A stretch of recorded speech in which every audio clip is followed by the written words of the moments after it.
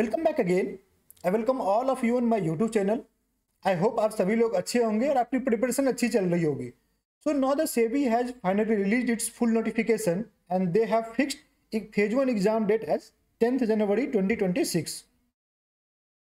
Through this video, we are going to see each and everything about this recruitment process. साथ ही साथ यहाँ पर एक जो इम्पोर्टेंट चीज़ है वो ये समझना है कि the selection process is bit different from other exams. जैसे आप आरबीआई वगैरह देखते हो तो उससे थोड़ा सा डिफरेंट है यहाँ पर, because there are marks weightage criteria कि आपको जैसे कि फेज 2 और फेज 3 में 85% इस टू 15% का रेशियो होता है। साथ ही साथ जैसे फेज 1 की बात करें वहां पर जो है 30% ही आपको पेपर 1 में स्कोर करना है, पेपर 2 में भी आपको क्राइटेरिया सेट किया गया है। So all such things need to be understood before you start preparing और एग्जाम में जाने से पहले, otherwise you will make mistakes. Okay, तो ये चीज हम लोग समझेंगे। साथ ही साथ एग्जाम पैटर्न को, syllabus, what is the syllabus, थोड़ा बड़ा सा सिलेबस है तो उसको भी अच्छे से शॉर्ट में समझने की जरूरत है। What is the eligibility criteria, previous year का एनालिसिस देखेंगे, कट ऑफ का एनालिसिस देखेंगे, किस तरह से कट ऑफ वेरी किया है और कितने मार्क्स आपको चाहिए होते हैं। So this video is bit different from others and at the same time it is going to provide you complete information about this particular exam. So watch this video till end. दोस्तों, जैसे कि मैंने Telegram पर सुबह सुबह post किया कि I am very happy with the kind of this particular recruitment is being conducted. सबसे पहले सेबी ने एक शॉर्ट नोटिस जारी किया कि दे सेड कि we are going to release notification, we are going to conduct the recruitment. उसके बाद टाइम दिया, अच्छा खासा टाइम देने के बाद now they have release full notification और उन्होंने उसी शॉर्ट नोटिस में बोल दिया था कि हम लोग कब जो है फुल नोटिस रिलीज करने वाले हैं। Now when the full notification come, they have given sufficient amount of time for phase 1 and phase 2 exam, which is good.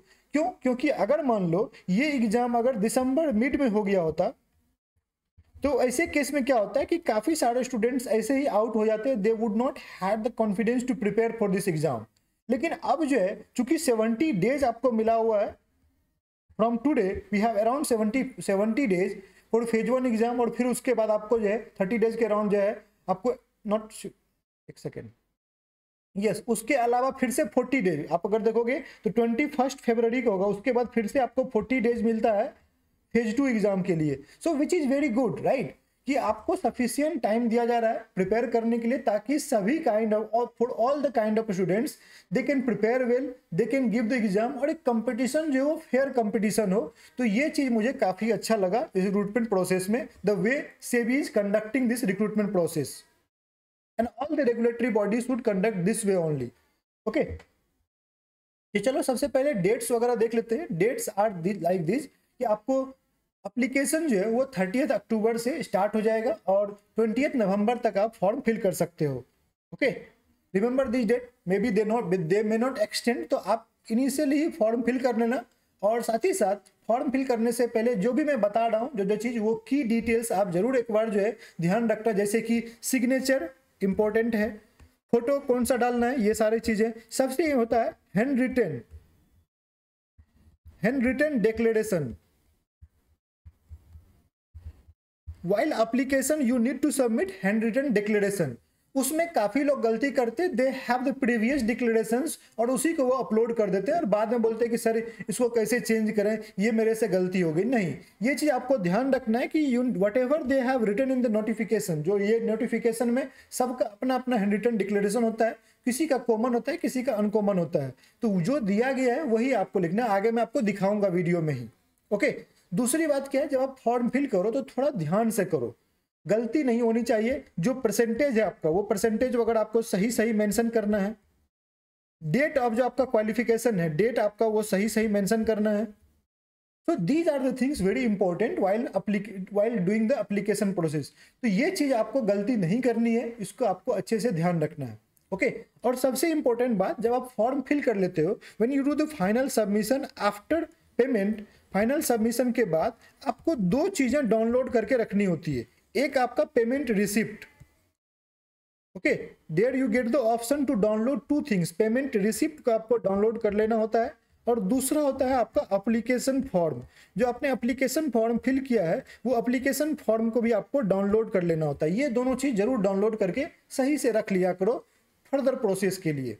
Okay, तो इस तरह से वैकेंसी है, जनरलिस्ट के लिए वैकेंसी है। और यहाँ पर ध्यान रहे कि नॉर्मल ग्रेजुएट्स को एलिजिबल नहीं माना जाता है। आप इंजीनियरिंग ग्रेजुएट्स हैं या आपने बैचलर्स ऑफ लॉ वगैरह कर रखा है तो ही आप एलिजिबल हो। ओके, चार्टर्ड आपने सीए वगैरह कर रखा है तो ही आप एलिजिबल हो। साथ ही साथ आपको अगर नॉर्मल बीए वगैरह बीएससी वगैरह कर रखा है तो आपको मास्टर्स डिग्री होनी चाहिए, आपके पास मास्टर डिग्री होनी चाहिए, then only you are eligible for this recruitment. Okay, तो यहाँ पर यूआर के 23 वैकेंसी है, ओबीसी के 14 हैं, एससी के 10, एसटी के 4 और ईडब्ल्यूएस के 5 हैं।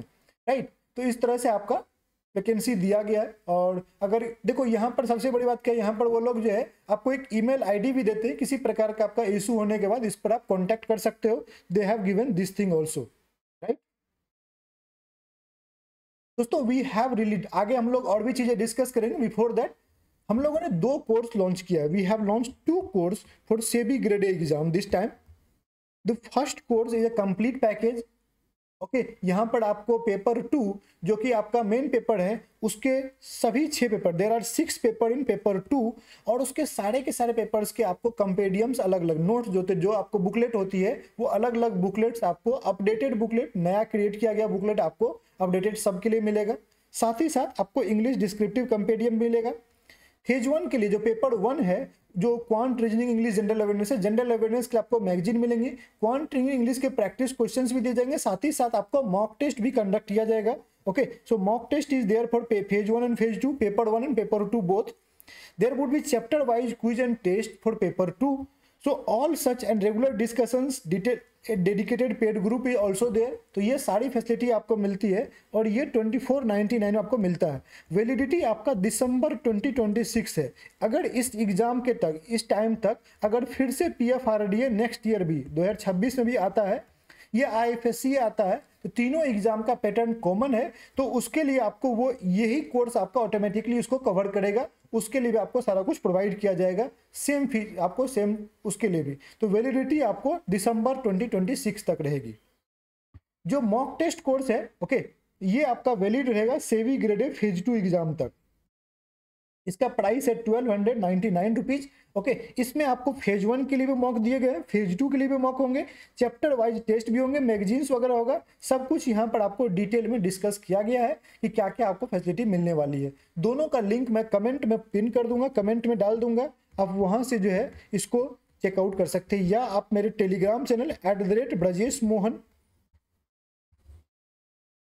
पर जाकर वहां से भी लिंक आप उठा सकते हैं, या मेरा कोर्स वेबसाइट ये है courses.edugrade.in/learn, वहां पर भी आपको ये अवेलेबल है, वहां से भी आप चेकआउट कर सकते हो। ओके, चलो once again come back to the topic.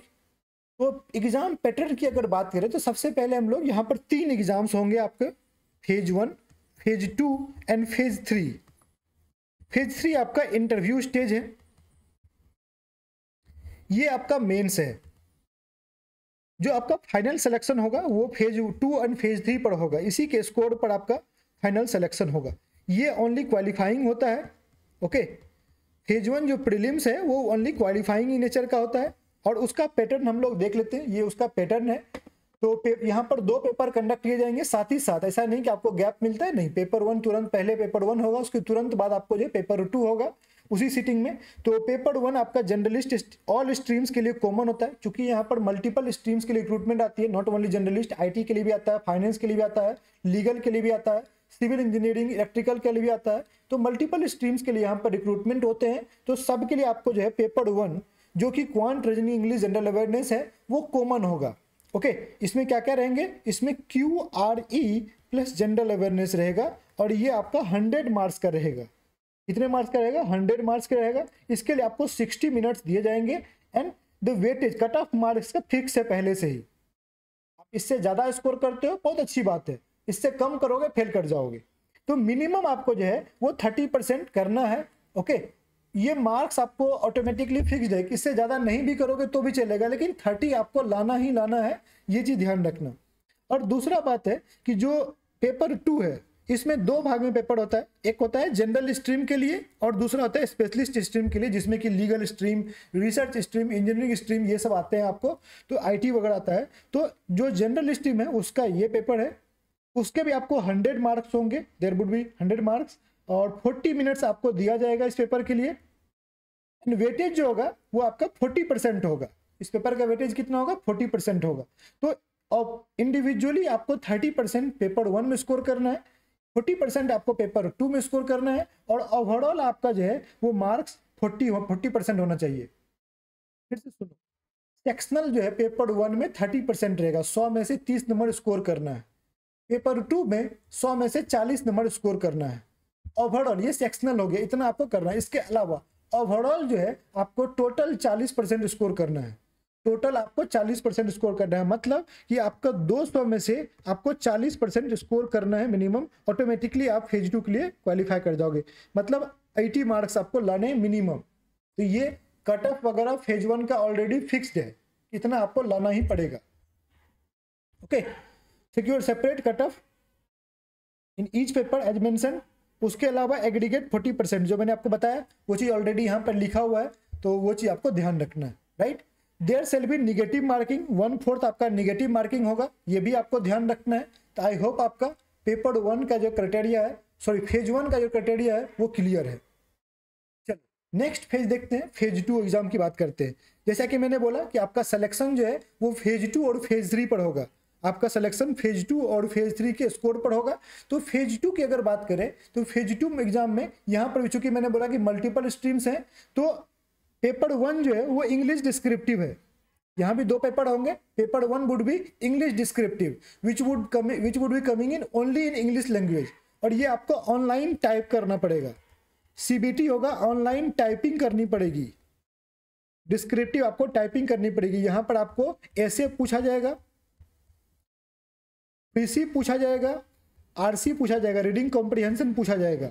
Okay, ये ड्राफ्टिंग स्किल्स आपका टेस्ट करता है। इसके लिए मैक्सिमम मार्क्स 100 होंगे। यहाँ पर भी आपको 60 मिनट मिलेगा, और कट ऑफ इसका 30% है कि आपको इस 100 में से 30% लाना ही है। कट ऑफ इसका ऑलरेडी दिया हुआ है। हालांकि जो इसका वेटेज होगा आपके टोटल वेटेज में वो 1/3 होगा। इसको मैं एक्सप्लेन करूंगा, अभी आप थोड़ा सा होल्ड कीजिएगा। 1/3 होगा। दूसरा पेपर जो है पेपर 2, जो कि आपका स्ट्रीम पर डिपेंड करेगा, तो जनरल स्ट्रीम के लिए और साथ ही साथ अलग अदर स्ट्रीम्स के लिए दिया हुआ है। तो हम लोग जनरल की बात कर लेते हैं। जनरल स्ट्रीम के लिए आपको मल्टीपल चॉइस क्वेश्चंस होंगे यहाँ पर, और वो जो सब्जेक्ट्स आपका जो अपने फेज 1 में पेपर 2 देखा था, जो फेज 1 का आपका पेपर 2 है, सेम यहाँ पर कॉमन सिलेबस है दोनों का। कॉमन सिलेबस है दोनों का, फेज 1 का भी, फेज 2 के पेपर 2 के लिए। तो यहाँ पर क्या क्या है, commerce, accountancy, management, finance, costing, companies act and economics आपको यहाँ पर दिया हुआ है। तो आपको यहाँ पर भी 100 मार्क्स का पेपर है। 90 मिनट आपको मिलेंगे। कितने मिलेंगे इस बार? 90 मिनट्स आपको मिलेंगे। मतलब क्वेश्चन का डिफिकल्टी लेवल क्या होगा, इंक्रीज करेगा। क्यों? क्योंकि यहाँ पर तो 40 मिनट ही मिला था, यहाँ पर 40 मिनट मिला था फेज 1 में, और यहाँ पर क्या हो रहा है, 90 मिनट मिल रहा है। आप समझ सकते हैं कि डिफिकल्टी वुड डेफिनेटली इंक्रीज, और ये डबल होने के चांस है। ठीक है, यहाँ से ये चीज ऑलरेडी उन्होंने क्लियर कर दिया है।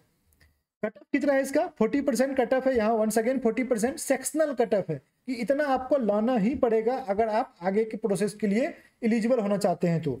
और जो टोटल में वेटेज होगा वो 2/3 वेटेज होगा। तो सेक्शनल ध्यान रखना कि यहाँ पर फेज 2 में भी सेक्शनल कट ऑफ है, पेपर 1 के लिए भी, पेपर 2 के लिए भी। ठीक है, ओवरऑल को और भी डिस्कस करते हैं डिटेल में।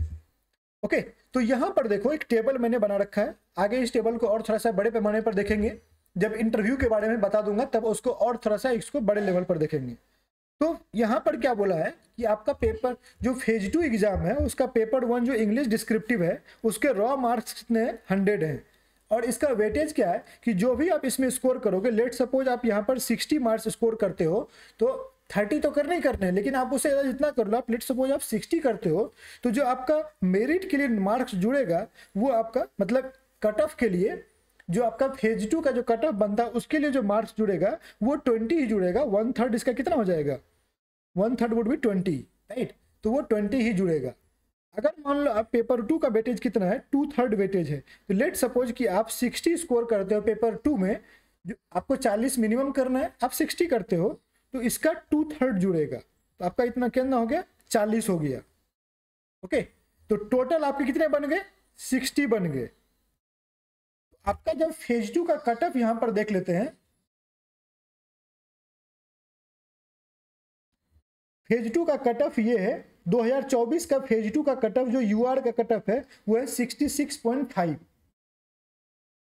यू आर का कट ऑफ कितना है, 66.5 कट ऑफ था यू आर का फेज 2 का। तो अगर आप इतना ही स्कोर करोगे तो आपका नहीं होगा, राइट। तो मुझे क्या करना पड़ेगा, यहां पर जो है, यहां पर अगर मैं 80 के अराउंड स्कोर करता हूँ, लेट सपोज 75 करता हूँ, 75 करूंगा तब मेरे यहाँ 50 हो जाएंगे, ओके, और 50 भी 70 हो जाएंगे, तो उस हिसाब से मैं एलिजिबल हो जाऊंगा। तो ये भी आपको ध्यान रखना है कि कितना कितना जुड़ता है। पिछले 2024 का कट ऑफ 66.5 था, उस हिसाब से अगर आप देखोगे तो यहां पर जो है आपको क्या ध्यान देना है,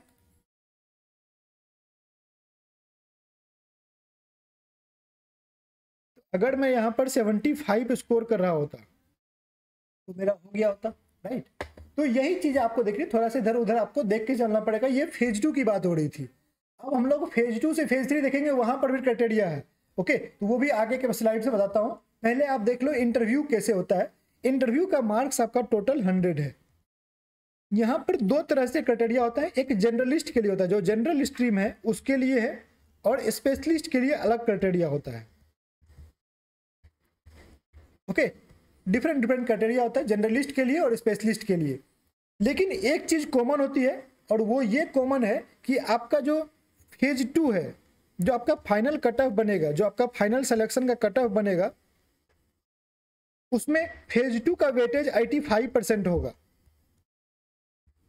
उसमें फेज 2 का वेटेज 85% होगा, और इंटरव्यू का वेटेज 15% होगा, ओनली 15% होगा इंटरव्यू का।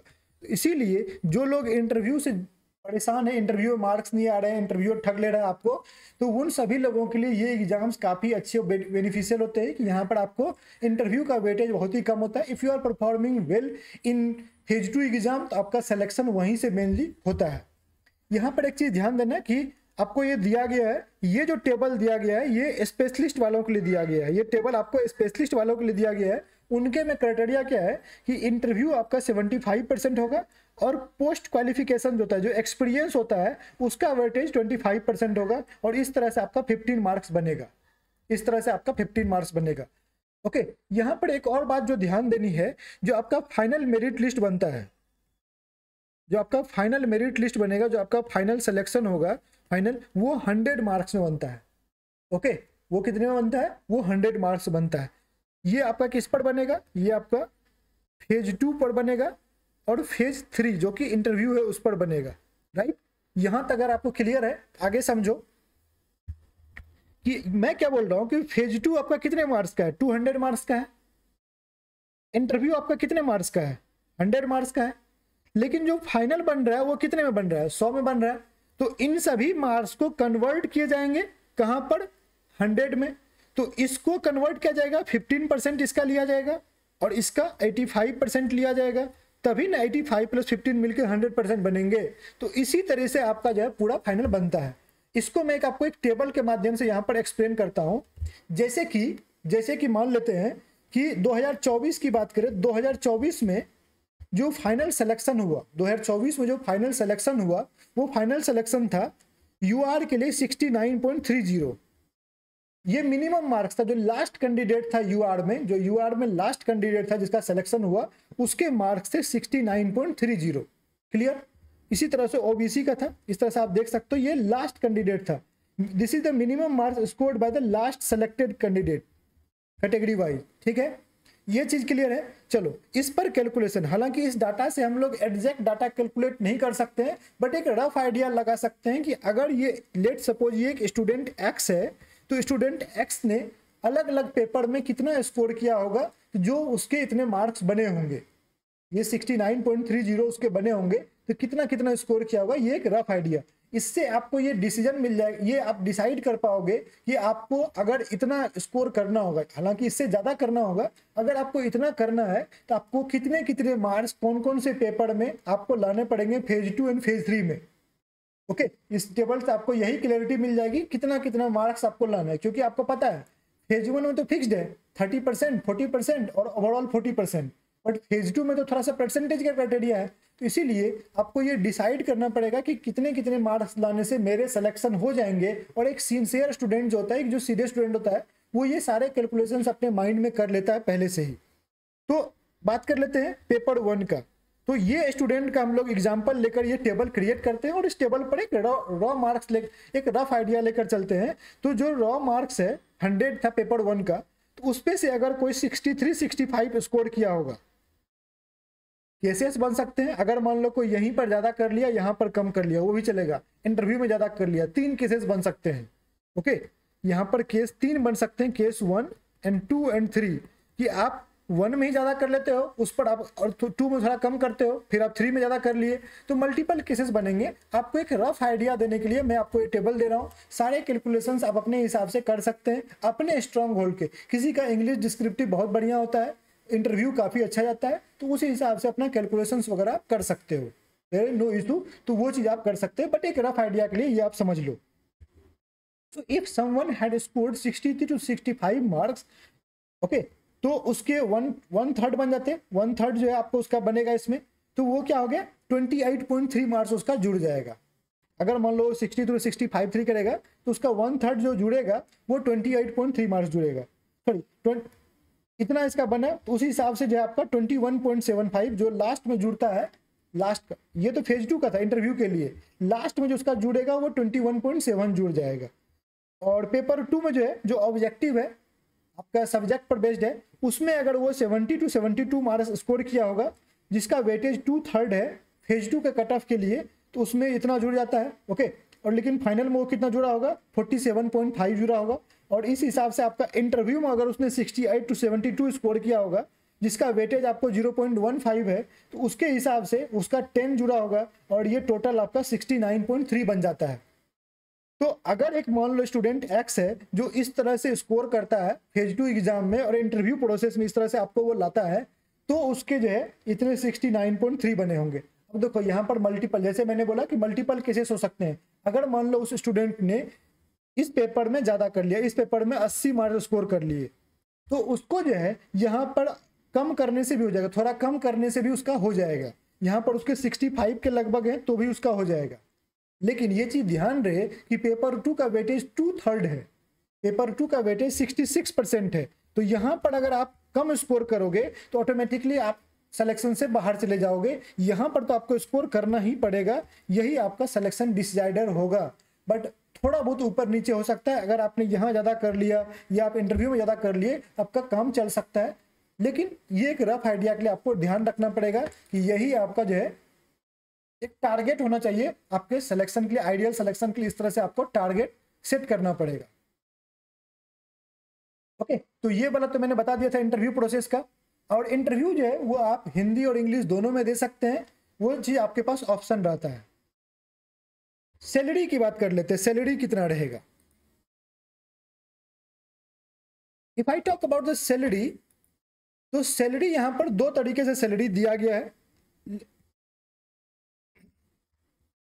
एकोमोडेशन मतलब कि इन्हें अगर आपको खुद का जो है आपको क्वार्टर दे रखा है, अपार्टमेंट्स, अगर सेबी के जो अपार्टमेंट्स ऑफिशियल अपार्टमेंट्स है वो अगर दे रखा है, विथ एकोमोडेशन, विदाउट एकोमोडेशन, अगर वो क्वार्टर आपको देते हैं आपको उसका, तो आपको लीज एग्रीमेंट नहीं मिलता। लीज एग्रीमेंट के जो पैसे होते हैं, लीज के जो पैसे होते हैं अराउंड 41,000 मिलता है, 41K मिलता है, 41,000 मिलता है, वो आपको नहीं मिलता है। अगर आपको ये दिया गया है ये आपको नहीं मिलेगा। अगर आपका विदाउट है, means they haven't allocated their own housing society, जो उसके बने हुए हैं वो बहुत बढ़िया होता है, 3 BHK वगैरह मिलता है, बढ़िया क्वालिटी रहता है, तो वो अगर आपको नहीं मिला है तो आपको ये 41,000 आपके सैलरी के साथ दिया जाएगा फॉर लीज एग्रीमेंट। ये आपको लेकिन लीज एग्रीमेंट सबमिट करना पड़ेगा। ये डायरेक्टली आपको जो आपका ऑनर होता है, जो आपके फ्लैट का ऑनर होता है, उसके अकाउंट में डायरेक्टली जाते हैं ये। ओके, तो ये ध्यान रखना। इसीलिए यहाँ पर दिया गया है कि ये तो पे स्केल है, पे बैंड है, तो ये सारा चीज है। और सैलरी देखो यहाँ पर विदाउट एकोमोडेशन 1,84,000 आपकी सैलरी रहेगी, और विथ एकोमोडेशन 1,43,000 आपकी सैलरी होगी एट मिनिमम मुंबई में। ये कैलकुलेशंस मुंबई में किए गए क्योंकि पोस्टिंग आपकी मुंबई में होती है। इसके अलावा आपको जो है इसमें से कुछ डिडक्शंस होते हैं, साथ ही साथ कुछ अलाउंस आपको एडिशनल मिलते हैं। इसमें से कुछ डिडक्शंस होते हैं, एनपीएस डिडक्शन, पीएफ डिडक्शन होता है, साथ ही साथ आपको अलाउंस भी मिलते हैं, ढेर सारे अलाउंस आपको वहां पर दिया जाता है। Okay, special grade allowance, special compensatory या मल्टीपल आपको जो है यहाँ पर अलाउंस वगैरह मिल जाता है। तो आप देख सकते हो यहाँ पर बेनिफिट्स है। तो सैलरी बहुत ही बढ़िया होती है, अच्छी खासी जॉब है, अपना सेबी का सब कुछ है मुंबई में और मस्त जगह पर आपको सेबी ने अपना सब कुछ बना रखा है। सो जॉब वाइज और छोटा ऑर्गेनाइजेशन है, करंटली छोटा ऑर्गेनाइजेशन है, तो इसीलिए सब पर ध्यान रहता है। You can even meet chairman, okay, आप ईडी वगैरह से तो हमेशा कांटेक्ट में रहते हो, तो इसीलिए आपको ग्रेड ए लेवल पर भी आपको अच्छा खासा कवरेज मिलता है, आपको एक्सपोजर मिलता है। तो job wise no doubt it's one of the finest. अगर आरबीआई पावरफुल है क्योंकि आरबीआई का डायमेंशंस बहुत बड़ा है, बड़े लेवल पर वो कवर करता है। But SEBI is also with increase in capital market, SEBI is also offering you similar kind of opportunity, similar kind of job, okay.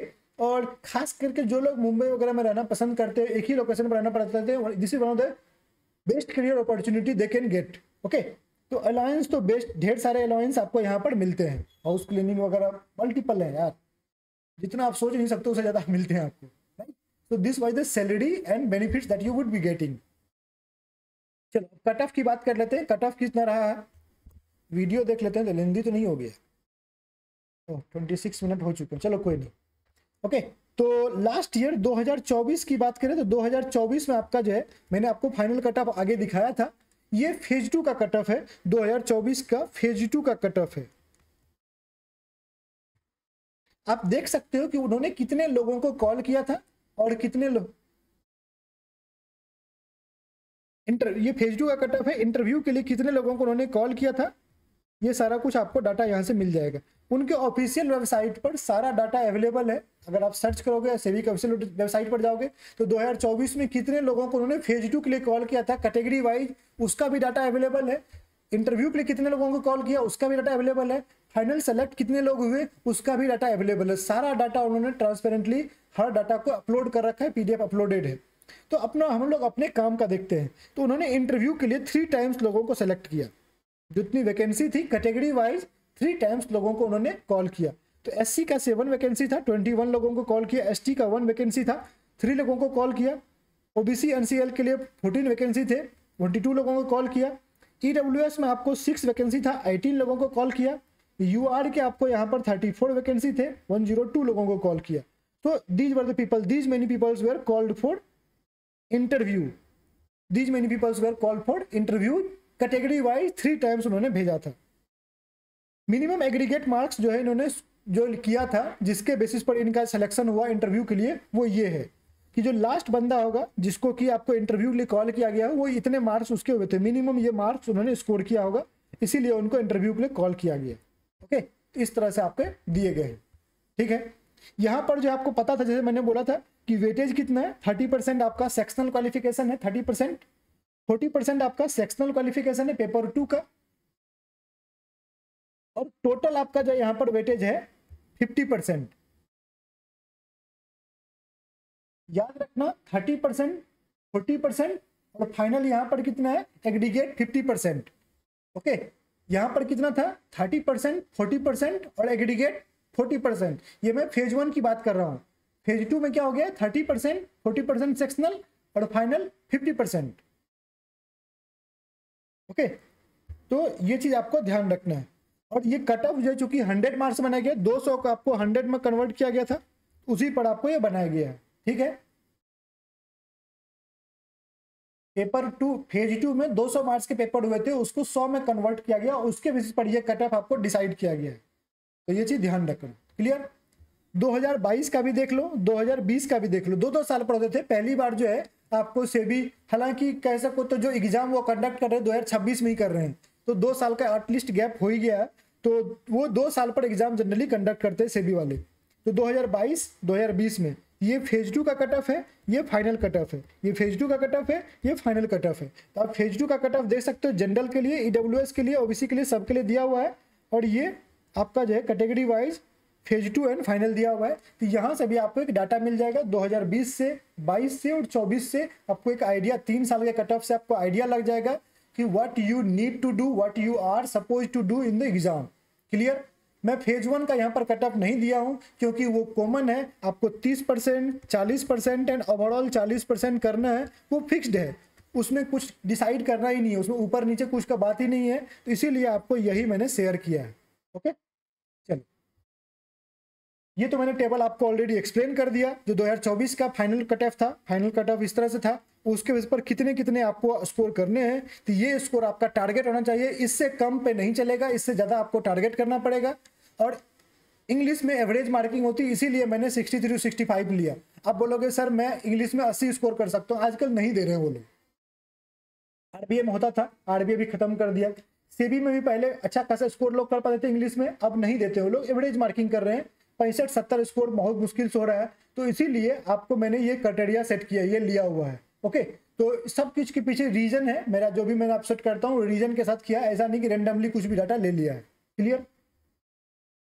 तो कहीं ना कहीं आपको यहीं पे स्कोर करना पड़ेगा, यही आपके कंट्रोल में है, यहीं पर आप अच्छा खासा स्कोर कर सकते हो।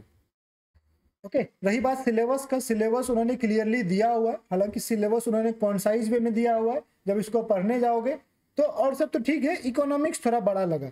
जब मैं इकोनॉमिक्स का भी कंपेडियम रेडी कर रहा था अपने लिए, तो यहाँ पर आपको अराउंड 13 चैप्टर्स बन के आते हैं। नेक्स्ट वीडियो में मैं आपको ये भी बताऊंगा कि 2020 में, 2022 में और 2024 में,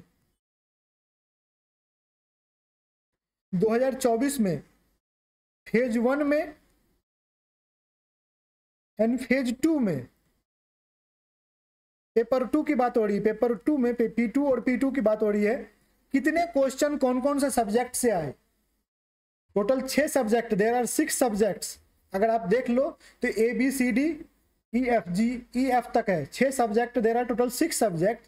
तो कितने क्वेश्चन फेज 1 के पेपर 2 में, कितने क्वेश्चन कहाँ से आए, कौन से सब्जेक्ट से आए, और फेज 2 के पेपर 2 में कितने क्वेश्चन कहाँ से आए। उसी टाइम पर मैं और भी डिटेल में आपको सिलेबस को चैप्टर वाइज समझाऊंगा कि चैप्टर वाइज क्या क्या पढ़ना है, कौन कौन सा इंपॉर्टेंट है, कहाँ से ज़्यादा क्वेश्चंस बनते हैं। ये सारा एनालिसिस आपको मैं नेक्स्ट वीडियो में दूंगा, जब मैं सिलेबस को डिस्कस करने वाला वीडियो बनाऊंगा। राइट, जब मैं वो वीडियो बनाऊंगा तो उसमें आपको सारा कुछ को डिस्कस करूंगा।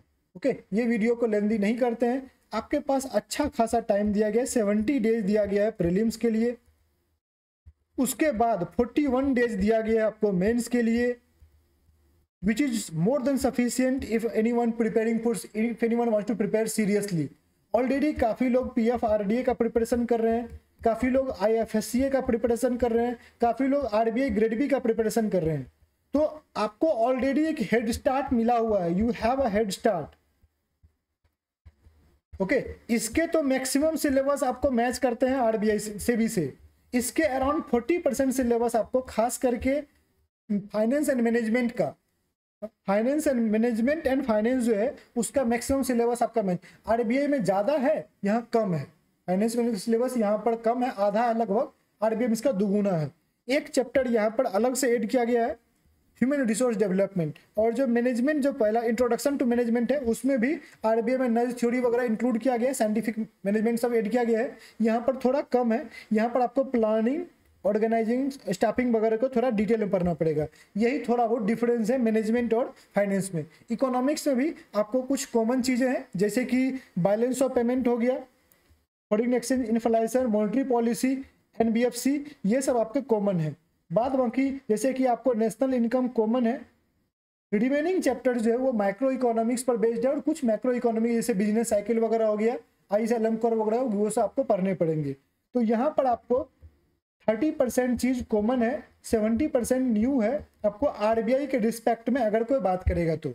ओके, बाद बाकी कॉस्टिंग, कंपनीज एक्ट और कॉमर्स एंड अकाउंटेंसी, ये 3 सब्जेक्ट आपके यहाँ पर कंप्लीटली न्यू है RBI ग्रेड बी वालों के लिए। ओके, PF-RDA और IFSCA वालों के लिए सब कुछ सेम है। PF-RDA में एक और सब्जेक्ट जुड़ जाता है G, वो पेंशन होता है। Rest everything is common, rest everything is common. G करके एक पेंशन जुड़ जाता है, यहाँ पर F के बाद G जुड़ जाता है, वो एक एडिशनल होता है, बाद बाकी चीज़ें सेम होती है। ओके, तो आपको ऑलरेडी एक हेड स्टार्ट मिला हुआ है। जो भी लोग इस तरह के प्रिपरेशन कर रहे हैं, जस्ट गो फॉर इट। और अभी कोई उस तरह से मेजर एग्जाम्स है भी नहीं रेगुलेटरी सर्कल में, तो आप जो है इस एग्जाम को, हाँ है IRDA and next month IRDA आ जाएगा और NABARD भी आपको आ जाएगा। तो अभी 2 एग्जाम इधर और भी चल रहे हैं, हालांकि मैनेजेबल है, कुछ लोग इधर जाएंगे कुछ लोग उधर जाएंगे, तो मैनेजेबल है। ओके, तो चलिए मिलते हैं नेक्स्ट वीडियो में, टिल देन टेक केयर।